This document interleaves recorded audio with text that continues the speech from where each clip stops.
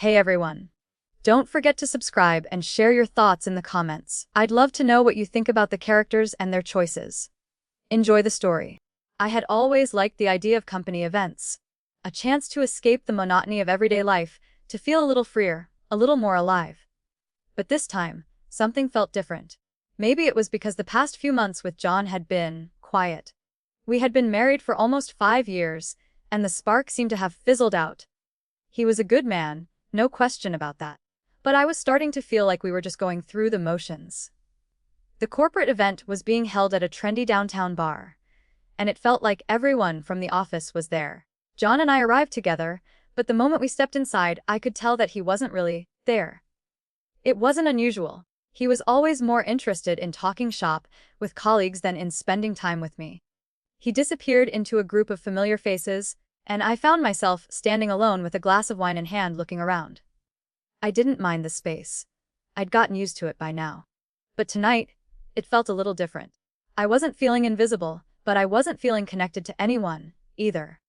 The buzz of conversation surrounded me, and I noticed a couple of the guys from work, Michael and Andrew, glancing my way. They weren't being obvious, but their looks lingered just a little too long. It wasn't the first time they had noticed me. Both had always been a bit flirtatious, but I had brushed it off. Tonight, though, I felt something stir inside of me. Maybe it was the wine or the way Michael had complimented me on my dress, but suddenly, I didn't feel like just John's wife. I felt like me. I caught Michael's eye again, and he smiled. It was subtle, but there was an invitation in it, and for the first time in a long while, I didn't feel the need to look away. I smiled back, a little unsure of where this was headed, but intrigued. He excused himself from his conversation and came over to where I was standing. "Hey, you look incredible tonight," Michael said with a grin, his voice smooth but casual. I chuckled, trying to keep it light. "Thanks. You look pretty good yourself, Michael. How's everything going?" "Oh, just the usual. But it's nice to see you here. We don't get to hang out much outside of the office," he replied, leaning in a little closer than I expected. "So, what's the deal with John? He's been off in his own world tonight." I shrugged, glancing over at John, who was engaged in a conversation with a few of his coworkers. I felt a pang of disappointment. Same old," I said, my voice quieter than I intended. "He's always more focused on work than on me these days." Michael's gaze softened, and I felt an unexpected connection. He didn't say anything right away, but the silence between us was comfortable, not forced, like the usual office small talk.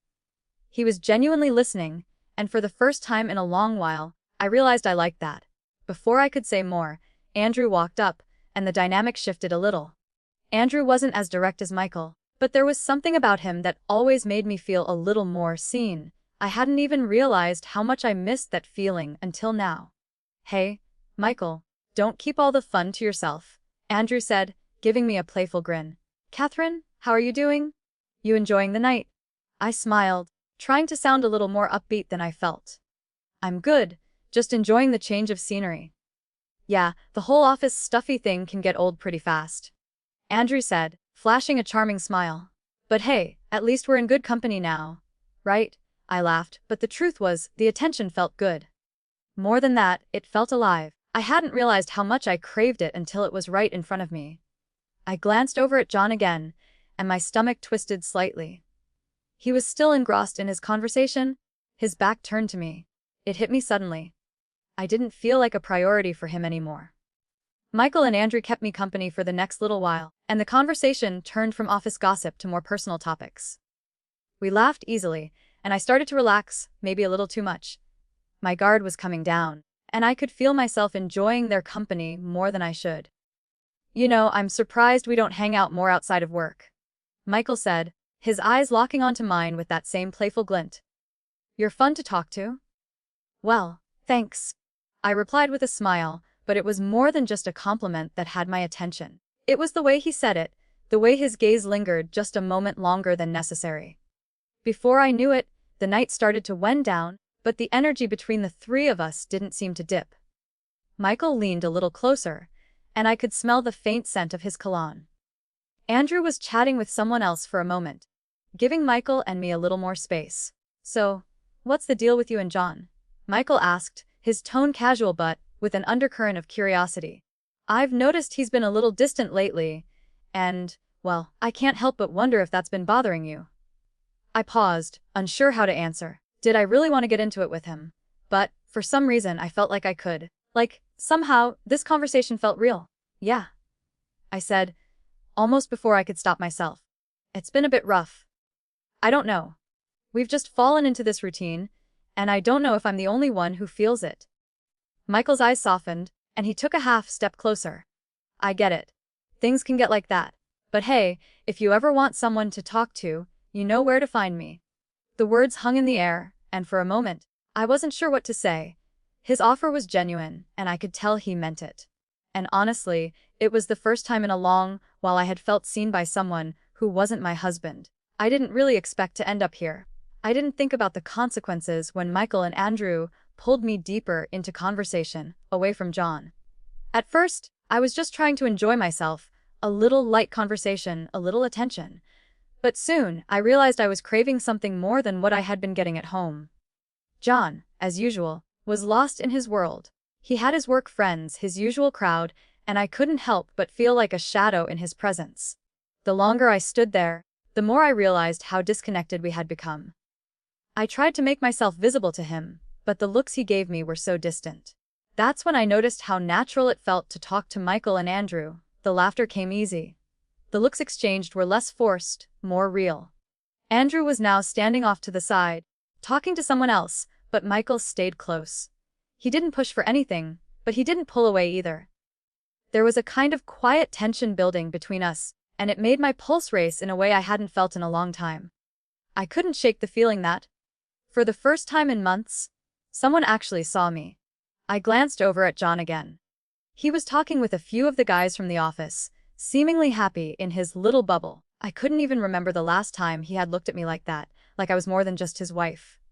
In that moment, something clicked in me, and it made my decision easier than I wanted to admit.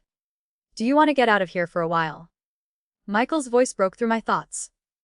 He was standing close now, his smile teasing. We could go grab a drink somewhere quieter, get away from all this noise. It was tempting. Too tempting. I wasn't sure what I was looking for, but I was certainly searching for something. I met his gaze, and for the first time in a while, I felt that familiar stir of excitement, of curiosity. Sure, I said without really thinking about it. Just, give me a second. I turned to John, who was still engrossed in conversation. I was nervous now, my heart beating faster as I realized what I was about to do. I didn't want to be this person. The one who sneaks away, who betrays. But it felt like I had no choice. Maybe I was just tired of being invisible. Maybe I needed something to feel again. I pulled out my phone and quickly typed a message to John. Hey, I'm going to be a little later than expected. Don't wait up. I knew it wasn't much, but it was all I could manage. I didn't want to make a scene. I didn't want to explain myself right now. Instead, I just turned off my phone, the silence of that action a small, guilty reminder of what I was about to do. Michael raised an eyebrow, clearly amused by my sudden change of mood. You good? Yeah, I said, forcing a smile. Let's go. We left the bar without a word to anyone else, slipping out into the cool night air. The streets were busy, the city alive with its usual energy, but it felt different now, like everything around me was amplifying the decision I had just made. The excitement in my chest matched the rush of adrenaline as I walked beside Michael and Andrew, the two of them talking like old friends while I was lost in my own thoughts. It was exhilarating, but at the same time, I couldn't ignore the nagging voice in my head that reminded me of John waiting at home for me. But that voice was easily drowned out by the next wave of excitement. The night was still young. We made our way to a quieter part of the city, and I found myself caught up in the conversation, laughing at jokes that didn't matter, savoring every second of attention I was getting. It felt so good. So right in a way I hadn't felt in so long. Michael and Andrew had an easy way of making me feel alive, and I realized I hadn't felt this way in years. We stopped at a cozy little bar that wasn't too far away, a place that felt secluded enough to make me forget about everything else. I could still feel the weight of my phone in my bag, the buzzing silent reminder that I was ignoring John's calls, but I pushed it aside. I ordered a drink, and soon the night was blurring together. As I sat between Michael and Andrew, I couldn't help but notice how different they made me feel. Every glance, Every word seemed to reassure me that I was wanted, that I was enough. The moments when I caught their eyes, when they made me laugh, all of it felt like a distraction from the loneliness I'd been drowning in for so long. I didn't want it to stop. I could feel my nerves tingling with something that wasn't entirely guilt. It wasn't just the attention, either. It was the way they looked at me, like they were seeing something more. Something I hadn't even realized I was missing. The buzz of the night felt intoxicating, and with each passing minute, I felt myself slipping further away from who I used to be with John. The conversation flowed easily, and the drinks kept coming. We were talking about everything and nothing at once, but I was paying more attention to how close Michael was sitting next to me, the way his hand brushed against mine every now and then. It wasn't an accident. I could feel his intentions, and they stirred something in me I hadn't realized I still had. When Michael spoke again, it wasn't about work or small talk, it was about me. And for the first time, it wasn't in a way that felt forced or obligatory. "So?" he said, his voice soft but direct. "You never really told me what's going on with you and John." I hesitated, surprised at how the question hung in the air. I wasn't ready for it, but there was something about the way he asked that made me want to answer. I wasn't sure if it was the alcohol, or just the moment, but I felt like I could trust him in that instant. "He's a good guy?" I said, my voice quieter than I intended. "But things have been off. We've been kind of drifting apart lately. It's like I don't even know who he is anymore." Michael nodded slowly, his eyes locked on mine. "I get it," he said, his tone sincere. "Relationships can fall into routines. It's easy to lose sight of each other." His words were simple, but they felt true. I hadn't been able to put it into words until now. "I don't know what I'm doing anymore," I admitted, my voice barely above a whisper. "But tonight, with you guys, I feel alive again. Like I'm not just a wife." The night passed in a blur of conversation, laughter, and fleeting moments that, in retrospect, I wish I had paused to think through more carefully. Michael and Andrew kept me entertained, their attention unwavering, and for the first time in a long while, I didn't feel invisible. I felt alive. The more time I spent with them, the more distant John seemed, like a distant memory of a life I no longer recognized. By the time I checked the clock on my phone, I was stunned to realize how late it had gotten. I felt a surge of guilt rise in me, but it was quickly replaced by a sharp jolt of panic. I had been ignoring John's calls for hours now, my phone was full of missed texts, and I knew he'd be worried. I hadn't expected to get so caught up in the night, but now, it was time to face the consequences. "Hey," I said, pulling my phone out from my bag and glancing at the screen. "I really should head back. John's probably freaking out by now." Michael raised an eyebrow, clearly not wanting the night to end. "You sure? We're just getting started." I smiled, half-heartedly, as I unlocked my phone and saw the long list of messages from John. He was probably sitting at home, waiting for me, wondering where I was. Something inside me twisted at the thought of how worried he must have been, but another part of me, the part that felt like I was breathing for the first time in ages, didn't want to go back. "I should," I said again, this time more firmly, as I stood up from the table. "I've been gone long enough." Andrew gave me a teasing smile, but I could see the disappointment in his eyes. All right, we'll let you escape for now. But next time, you're not getting off this easy." I chuckled, feeling a tinge of guilt as I grabbed my bag and headed toward the door. Michael followed me out, his hand resting lightly on the small of my back as we made our way into the cool night air. I wasn't sure if I wanted this night to end, but I also knew it had to. I had a husband at home, waiting for me, and regardless of how much I told myself I wasn't happy, there was a part of me that couldn't ignore the years we had spent together. The drive back felt long, drawn out. The city lights blurred past, and I couldn't shake the nagging feeling that I was doing something I'd regret. I pulled my phone out again to check the time, and my stomach twisted as I saw another call from John. I knew I couldn't ignore him much longer. I turned to Michael, who was sitting in the passenger seat, glancing at me. He was quiet, like he was giving me space to think, but I couldn't help but feel like something more was left unsaid. "Thanks for the night," I said, forcing a smile. "Really?" Michael nodded. "You deserved it." There was a brief pause, and then he added, "You don't have to go back if you don't want to. I mean, if things are really that bad with John, maybe it's time to do something about it." His words hit me like a ton of bricks. I wasn't expecting him to say anything so blunt. I wanted to say something back, maybe defend John, but I couldn't find the words. Don't, I said softly, turning my attention back to the road. I have to go back. I made a promise to him. No matter what. We didn't speak for the rest of the ride, and when we arrived back at the apartment, I felt a tightness in my chest. The door swung open, and I stepped inside, the stillness of the apartment greeting me like an unwelcome guest. I felt the weight of the night pressing down on me. The conversations with Michael and Andrew, the exhilaration, the guilt, and then I saw John. He was sitting on the couch, his face tight with concern, his eyes scanning me as I stepped through the door. I froze for a second, feeling like a child caught doing something wrong. "Catherine," he said, his voice calm but edged with anger. "Where the hell have you been? I've been calling you for hours." I was worried sick. I opened my mouth to speak, but the words caught in my throat. What could I say? What excuse could I offer for disappearing on him like that? For being with other men, when all he had ever done was be there for me.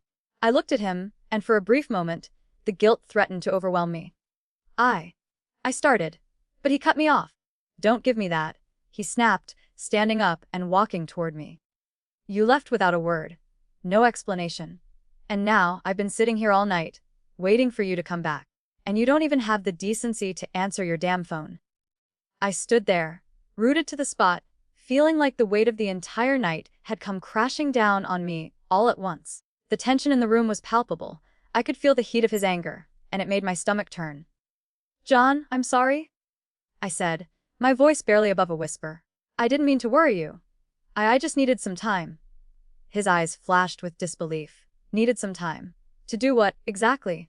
To go off and flirt with those guys. Is that what you needed? I flinched at his words, but they cut through me like a knife.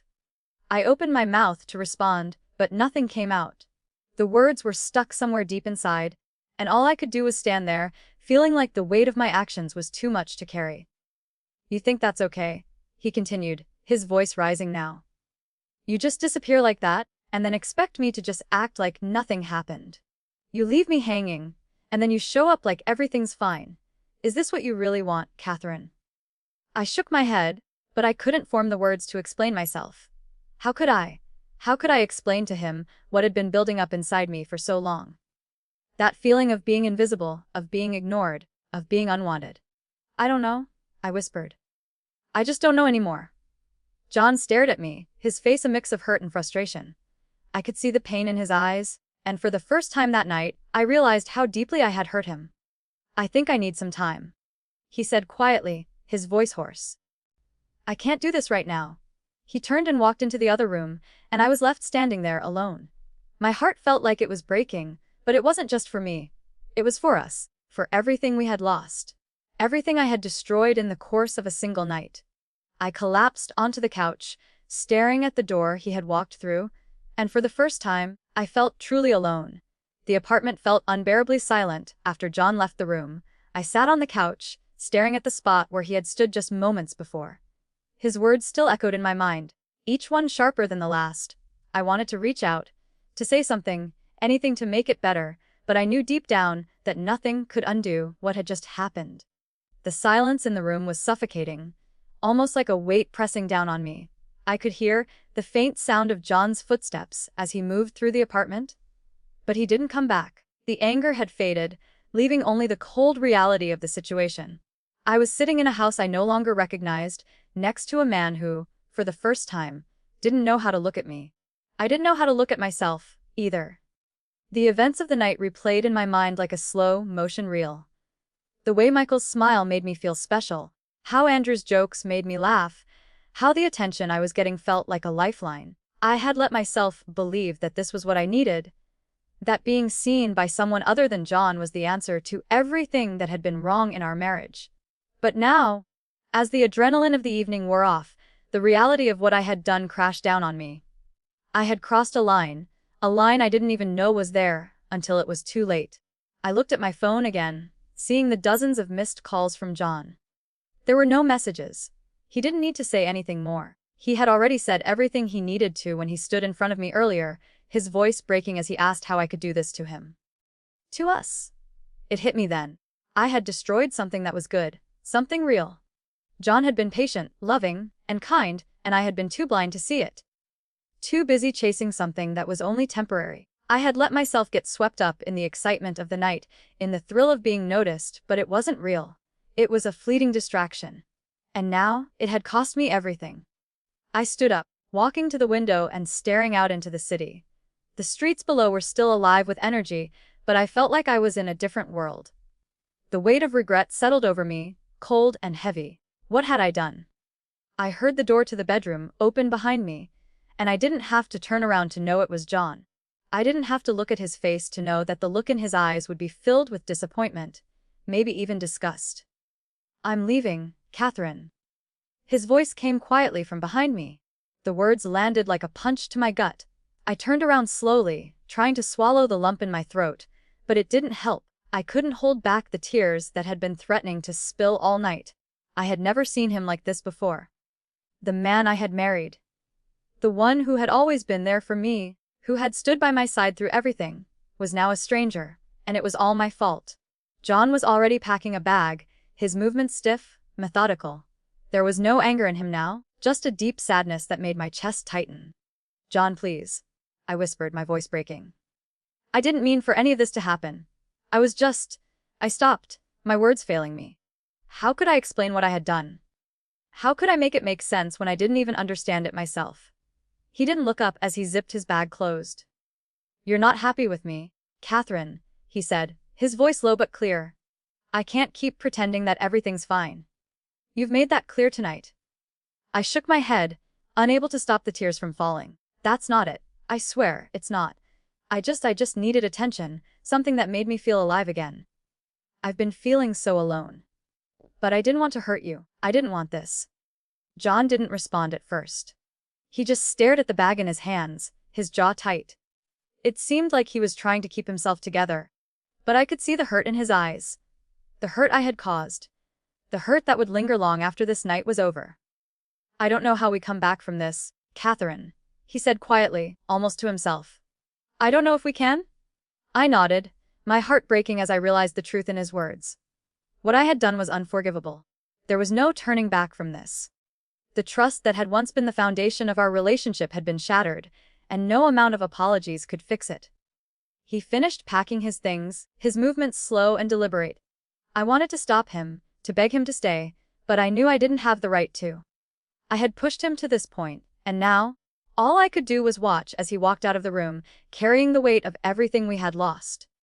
"Goodbye, Catherine," he said, his voice tight, but there was no anger in it anymore, just finality. I watched him leave, unable to move, unable to speak. He didn't look back as he walked out of the door, and I didn't stop him. I couldn't. It was my fault that he was leaving. It was my fault that we were here. I collapsed onto the couch, my body shaking with the weight of what had just happened. I had always thought that if I could just feel something, anything, outside of my marriage, it would make everything better. But now, all I felt was emptiness. The excitement of the night, the flirtation, the attention, all of it felt meaningless now. I had ruined everything, and I didn't know how to fix it. The silence in the apartment was deafening.